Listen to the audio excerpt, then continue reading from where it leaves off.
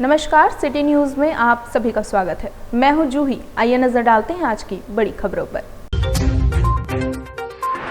बागबेड़ा में महिला को बेहोश करने के लिए छिड़का स्प्रे, उड़ाए कंगन, सीसीटीवी में कैद हुआ बदमाश। पीएम आवास, अबुआ आवास एवं घर बनाने हेतु सस्ते दरों पर बालू उपलब्ध कराने हो रहे अवैध बालू उत्खनन रोकने के लिए भाजपा का एक प्रतिनिधिमंडल उपायुक्त से मिला। बागबेड़ा ग्राम पंचायत के प्रतिनिधि मिले उपायुक्त से ग्राम पंचायतों को नगर पंचायतों में परिवर्तित करने की प्रक्रिया पर रोक लगाने की मांग। विस्थापित मुक्ति वाहिनी चांडिल बांध के प्रतिनिधि उतरे सड़कों पर, चांडिल बांध का नीलामी रद्द करने का किया मांग। पर्यटन निदेशक के नाम एसडीओ चांडिल को सौंपा ज्ञापन। अब खबरें विस्तार से। बागबेड़ा में महिला को बेहोश करने के लिए छिड़का स्प्रे, उड़ाए कंगन, सीसीटीवी में कैद हुआ बदमाश। जमशेदपुर के बागबेड़ा थाना क्षेत्र के हरहर गुट्टू के प्रेम कुंज में फ्रिज की सफाई करने के नाम पर बदमाशों ने एक महिला को बेहोश कर उनके हाथ से सोने के कंगन लेकर फरार हो गए। इधर सूचना मिलने पर पुलिस मौके पर पहुंची और जांच पड़ताल की। बदमाशों ने जिस तरह से घटना को अंजाम दिया है उससे साफ लग रहा है कि घटना को रेकी करने के बाद ही अंजाम दिया गया है। भुक्तभोगी महिला का नाम पी नागमणि है। घटना के समय महिला घर पर अकेली थी। घटना को अंजाम देने के लिए बाइक पर सवार होकर दो बदमाश आए हुए थे। इसमें से एक बदमाश मेन गेट के अंदर घुसा था, जबकि दूसरा बदमाश दूसरे गेट की तरफ बाइक खड़ी करके रेकी कर रहा था। घटना के बारे में पी नागमणि ने बताया कि घर में घुसे बदमाश ने कहा कि वह फ्रिज साफ करने का काम करता है। इसके बाद बिना कुछ पूछे हुए ही वह घर के भीतर घुस गया। इस बीच महिला पर स्प्रे छिड़क दिया। उसे बेहोश होने से पहले ही उसने हाथ से सोने का 2 कंगन खींच लिया और फरार हो गया। अब पुलिस बदमाशों का सुराग खोज रही है। तो हम बोले हमको ये सब कुछ दिखना नहीं है, टाइम नहीं है मेरे पास। तभी भी बोलता खाली 2 मिनट लगेगा, आप देख लीजिए। इसका मैं वो प्रोडक्ट दिखा के क्या मेरे को काट दिया और मेरे पास होश भी नहीं था, दिमाग कुछ काम नहीं। जो आपका सोना का चूड़ी है तो इसको डालिए ना, साफ हो जाएगा। बोले ये क्या कर रहे हैं आप? तब तक मैं वो कुछ इसमें हाथ में लगाया और अपने से टांग के लेके चले। हमको पता ही नहीं चल रहा वो क्या बोल रहा, हम उसी में हाँ कर रहे। अभी सुबह मेरे घर गई थी, सुबह 7:30-8 बजे। मैं बगल पे रहती हूँ फ्लैट में। मेरे पास आई, वहाँ से मम्मी 9:30 बजे रिटर्न आई तो मम्मी गेट खोल कर अंदर गई। उसके बाद 2 आदमी एक गाड़ी यहाँ पे खड़ा किया, वो लोग शायद उस गेट से इन किया था। आगे के 2 घर में उन लोग कुछ पाउडर वाउडर दिखाते हुए इस तरफ आए और जैसे ही मम्मी अंदर हॉल में फ़ोन रखने के लिए गई, वो अंदर घुस गया। अंदर घुस के हाथ मम्मी का टच करने लगा, ये आपका गोल्ड का है, इसको क्लीन कर देंगे, ये वो बोलने लगा। तो मम्मी बोली नहीं अभी घर में कोई नहीं, आप लोग जाइए, हमको कुछ नहीं करना है। तो बोलते हैं नहीं ऐसे नहीं, दिखाइए। तो फिर मम्मी को कुछ कार्ड दिखाएं, रॉयल व्हील कुछ लिखा था। मम्मी वो कार्ड ऐसे देखी, मम्मी का माइंड थोड़ा ये हो गया। उसके बाद में हाथ में कुछ शैम्पू टच किया और धीरे से गोल्ड का दोनों हाथ से बैंगल खोल के और उसके बाद में वो किचन तरफ जाने लगा। तो मम्मी बोलती आप क्या कर रहे, मेरा हाथ छोड़िए ऐसे बोले। तो स्पीड से भाग के आया, यहाँ से बाहर गया। बाहर एक लड़का बाइक पे खड़ा था, वो गाड़ी में बैठ के दोनों स्पीड में।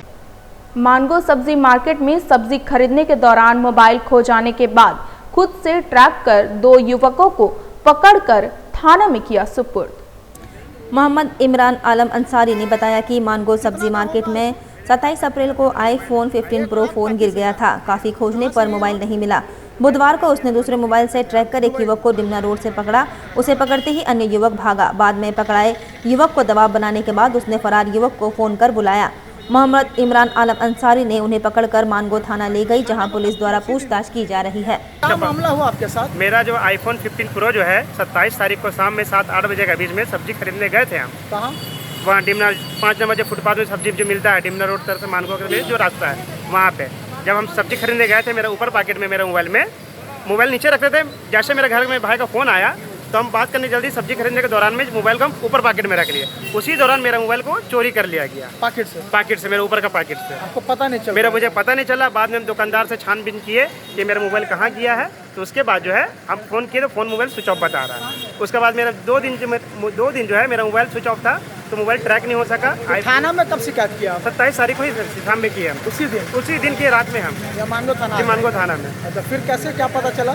फिर जो है ना फाइंड माई डिवाइस एप्पल का एक सिस्टम जो आता है, उससे हम फाइंड माई डिवाइस से लॉगिन करके जब हम पता किए तो आज जो सुबह में 10 बजे के करीब मेरा मोबाइल ऑन हुआ। हम ट्रैकिंग कर रहे थे तो डिमना चौक में देखे कि वहाँ मेरा मोबाइल का लोकेशन डिमना चौक में बता रहा है। वहाँ पर हम पहुँचे तो ट्रैक करते हुए एक लड़का के पास हम ट्रैक करे, जैसे वो लड़का देखा जो मोबाइल लिया था लड़का, वो मोबाइल देखकर ट्रैकिंग कर रहा है, वो अपना दोस्त के साथ अपना दोस्त को छोड़ के भाग गया।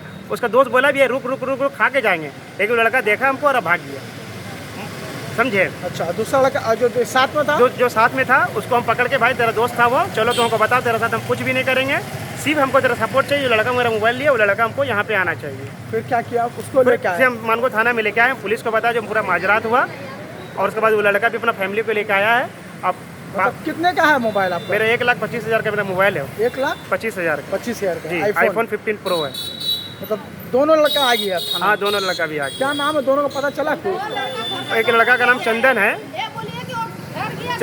चंदन है लड़का, दूसरा लड़का का मुझे नाम नहीं मालूम है।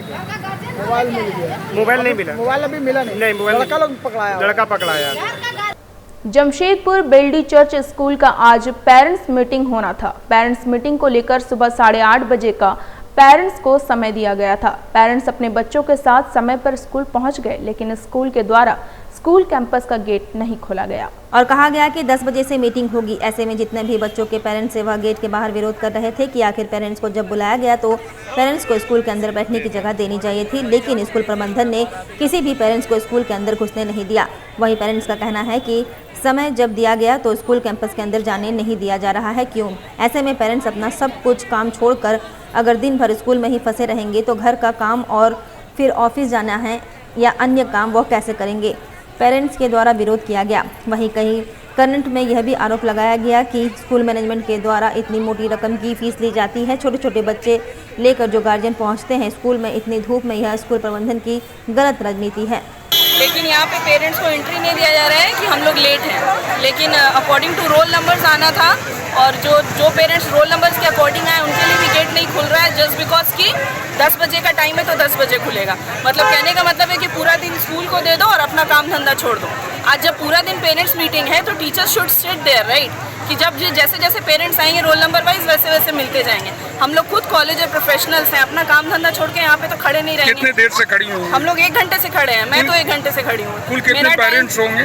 देख लीजिए आप, हमको लगता है ऑलमोस्ट 100 पेरेंट्स बाहर खड़े ही हैं। बच्चे खड़े हैं, सब पेरेंट्स, छोटे छोटे बच्चे जिनके हैं वो रो रहे हैं, गर्मी से परेशान हो रहे हैं। 8:30 बजे से 10 बजे तक का मीटिंग का टाइम दिया गया था, लेकिन अभी जो है तो 8:30 के बाद ये लोग गेट बंद कर दिए हैं। पेरेंट्स सब बाहर बेकार खड़े हुए हैं, पेरेंट्स के पास कोई काम धाम नहीं है, सब अपना बेकार इंसान है यहाँ पे।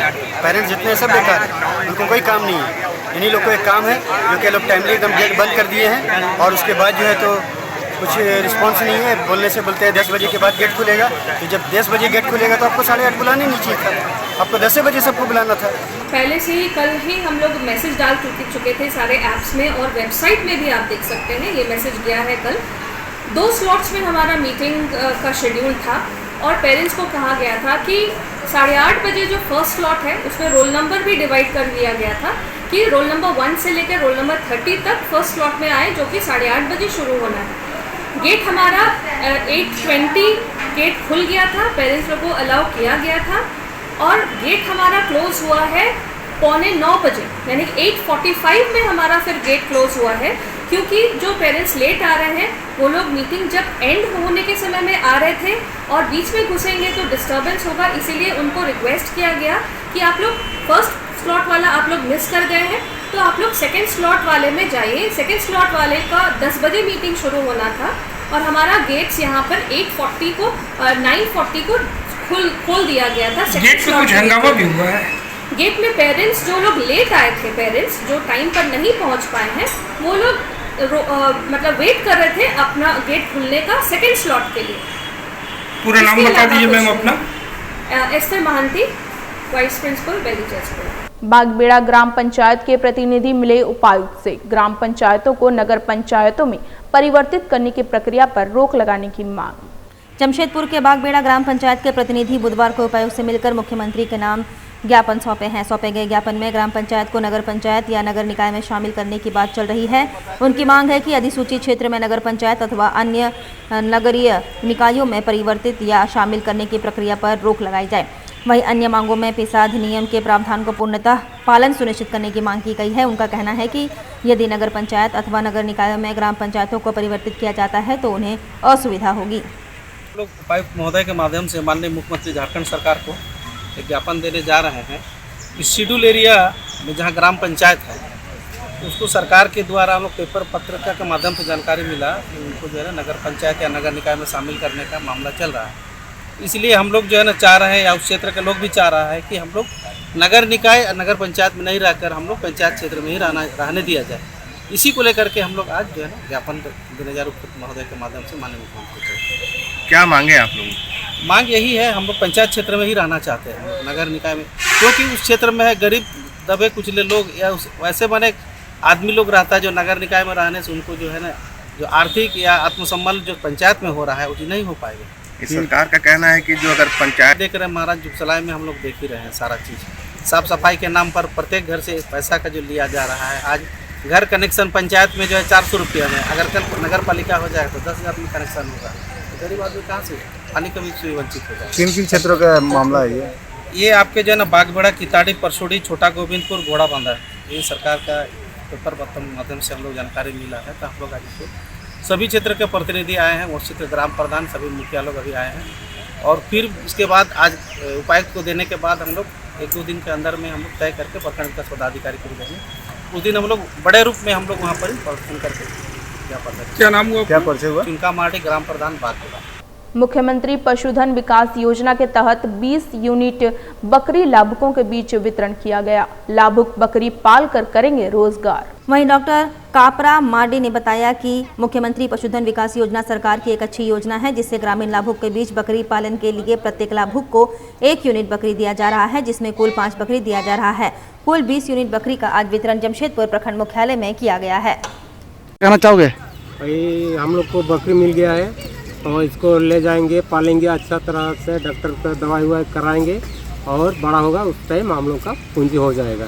कितना खुश है आप लोग? हम लोग बहुत खुश है, बहुत खुश है। आज हम लोगों को ब्लॉक में बकरी मिला है 1 यूनिट करके, मतलब उसमें 5 रहता है जो हम लोगों को अभी पालना है अच्छी तरह से, अच्छा से पालना है। लोगों को बड़ा चढ़ा के फिर अभी थोड़ा बड़ा होंगे तो बेचेंगे।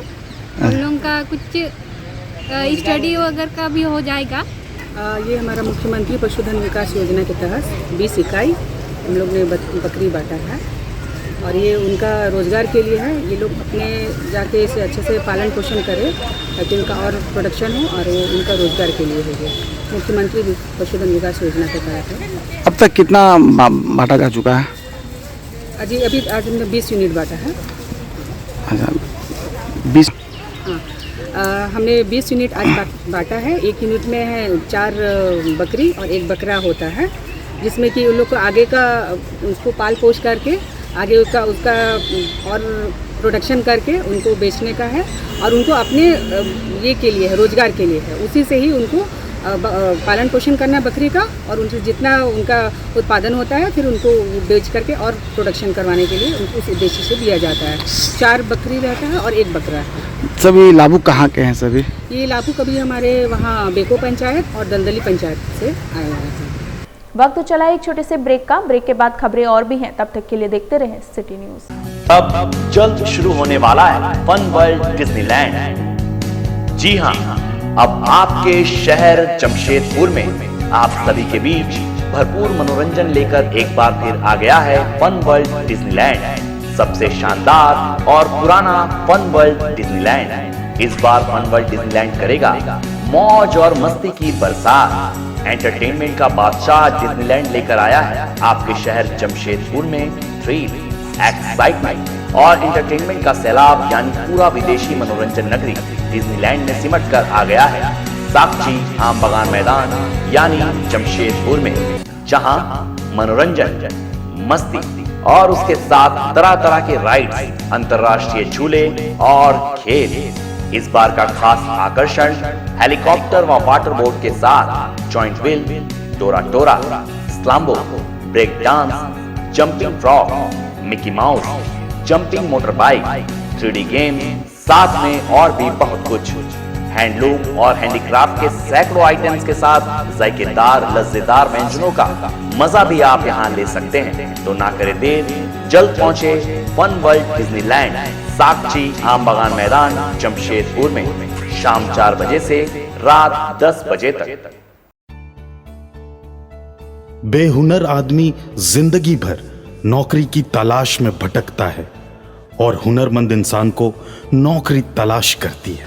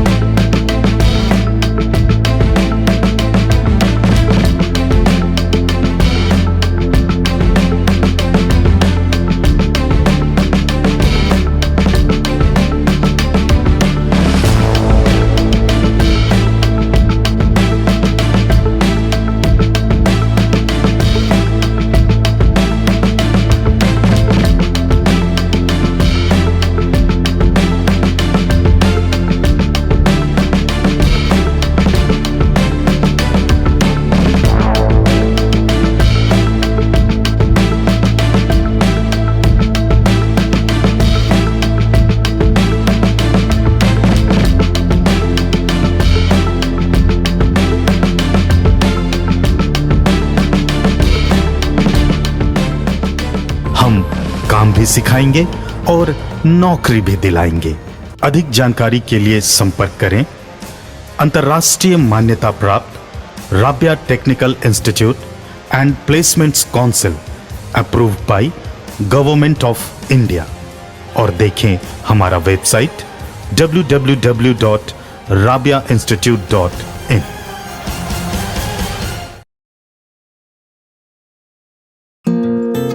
My Comfy Decor. Personalize your home. Here, you'll get best quality garments items. Best deals in all types of bed sheets, cushion covers, bed covers, comforters, sofa set covers, divan set, curtains, doormats, and many more items for your home decoration. Exciting offers going on.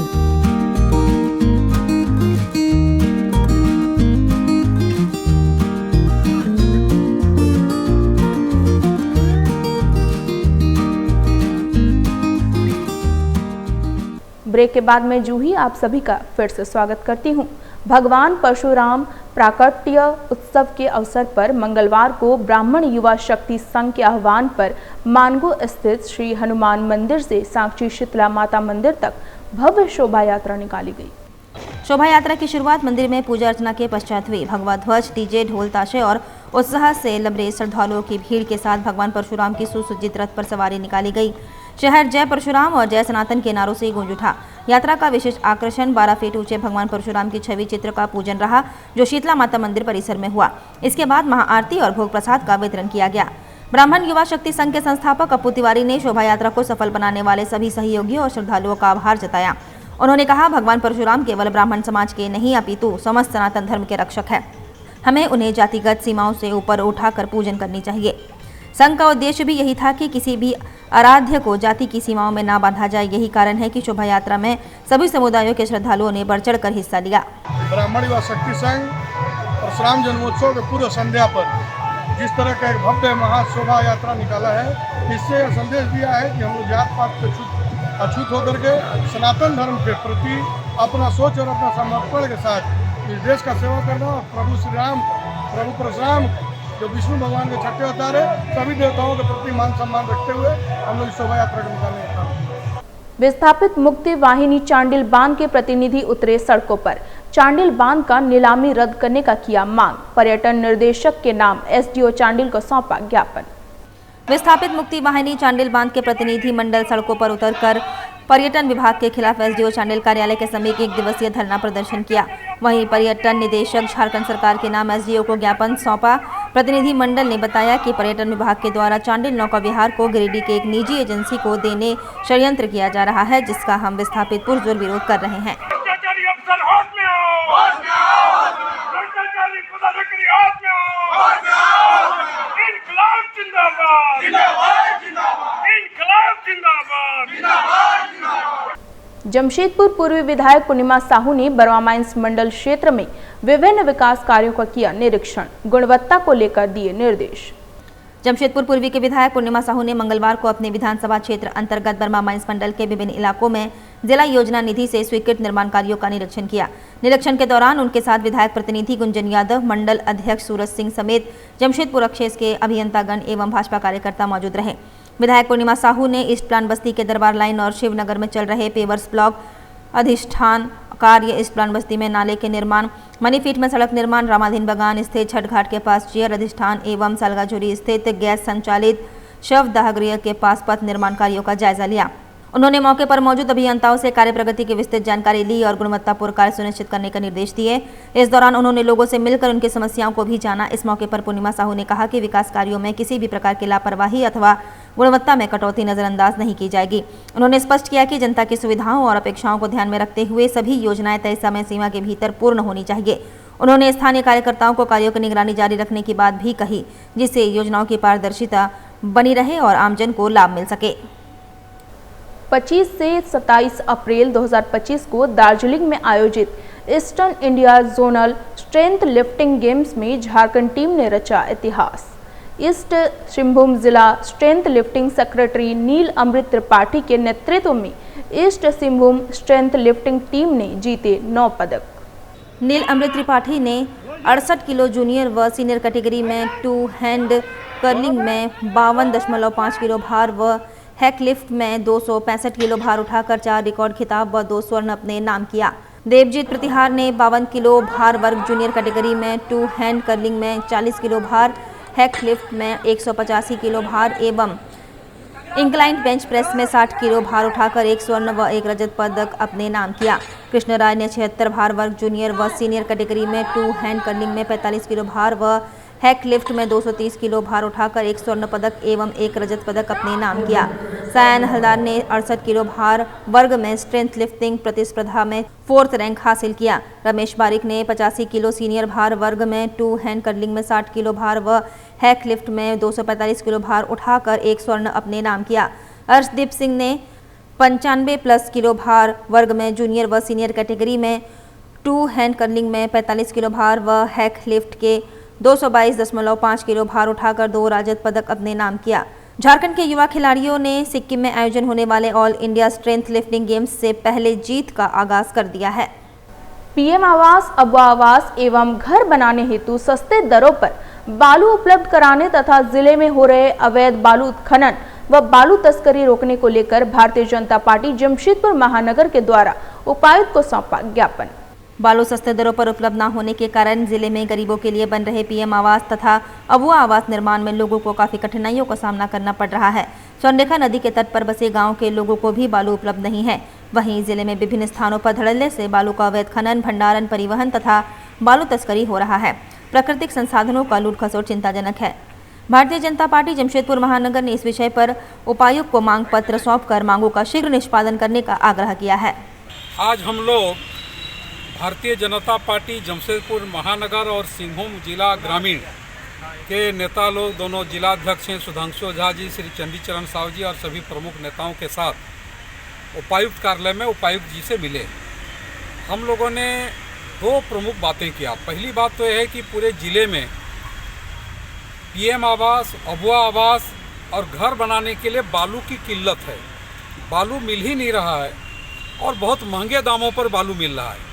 कोई अगर स्वर्णरेखा नदी के तट पर रहने वाले गांव के लोग बालू निकालते हैं ट्रैक्टर से तो थाना वाला उसको पकड़ करके केस करता है।